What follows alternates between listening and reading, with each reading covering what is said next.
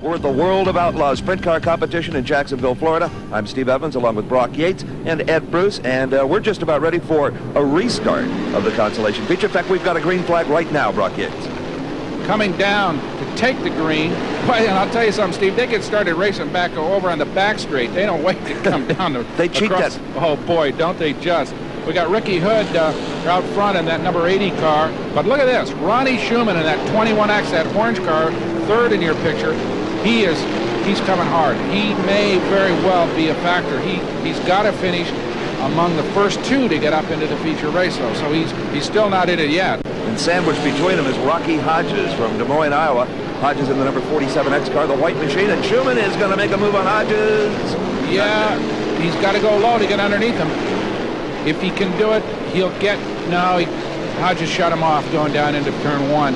But Ronnie won't be denied. He jumps past him out on the back chute. He's in second place. Paul O'Tear, the 10th place car right now, number 4X. That's the driver that spun on the first lap and caused our earlier caution flag. Maybe he picked up a set of tires from that guy you talked to in the infield, Steve. He may have found his biggest challenge in this track, Brock. Right, probably wishes he brought some tire chains along with him for the guys. But this man, Ricky Hood, in the lead, car number 80 out of Memphis, Tennessee, sails down the front chute in good shape, hooks that car into turn 1 and 2, and lights up that right rear tire, just like we saw Rick Ferkel do a little early in the race. I wonder whether he's going to be able to hold off Ronnie Schumann back in second place, Steve. I don't know. He's smoking tires like a drag racing burnout. Yeah, he really is. Looks like a AA fueler with a wing on the top of it, but he's controlling the car pretty well. I wonder whether or not, though, that tire smoking is indicative of some handling problems. He doesn't seem to be hooked up quite as well as Ronnie Schumann, who's not too far behind him at this point. No, Schumann is picking up probably a second a lap or better. In fact, here you see Schumann. He has gained some ground. Yeah, he came out of the middle of the field at the start of this thing, so he's showing some real strength here. And, of course, now he has made the feature at this point, riding in second place, but naturally he'd like to win the show as well. Well, Schumann is a great sprint car driver, but you ought to see him in a midget. He is really something. Oh, yeah, he's brilliant. Mesa, Arizona, had a lot of experience in these things, and boy, look at him now. He's got Ricky Hood in his sights. I just wonder whether or not Hood can hold him off. Hood goes low. Now he slides out on the racetrack, and there he is. Ronnie Schumann, 21X, jumps into the lead. Got past him in just a wink when Hood got high. All right, now Schumann has got to try to get around a slower car, a lapped car. That is number 86, George Streaker. In fact, he's the second slowest car, and Streaker's not going to let him by. Boy, Streaker is just, he thinks he's running for the lead, I guess. Streaker's out of New Friendship, Maryland, but boy, he's not showing a whole lot of charity right now. Ronnie's having a lot of trouble with him.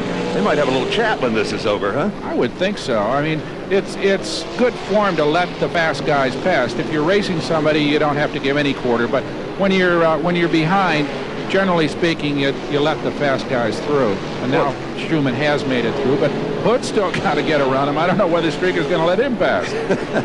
The jammer, the prime jammer in the field, George Streaker. Yes, sir. Rocky Hodges, the 47X car, is in third place. But, Brock, I think he's got a problem. The front wing is gone off that. The wing is stuck up under the big wing. That's kind of like having your hood come up on the freeway. Sure is. He's carrying on, seems to be holding in there. He can see between that hunk of sheet metal hanging down in front of him. Here comes Ronnie Schumann down off of turn 4. He's headed for the checker. He takes it. He's a winner. And here is Rocky Hodges, and that fiberglass bodywork on the front of the car and the hood is broken away, and as you said earlier, he's got the sheet metal wing stuck up under the big wing. Yep, just fell off as he heads into the pit, shedding bodywork as he goes along. Car be a little bit lighter, but all right. Ronnie Schumann and Ricky Hood make the feature based on that performance, but there's another big star down in the pit area who's not quite so sure of his chances, and Steve Evans is with him for an update. Already the officials are pressuring the drivers to get in line for the feature event today, but Steve Kenser's got big problems. Here's his first problem. This engine was hurt in the heat race, had some bearing problems, could not fix the motor in the car, so it has been discarded like a dead soldier. And in the trailer, Kenser himself and his crew readying another motor to go into the number 11 car. Do they have enough time? That's the question. And down at the other end of the pit area, our Brock Yates is with a man who doesn't have a care in the world right now. He won the Consolation Feature. That, of course, is Ron Schumann from Arizona.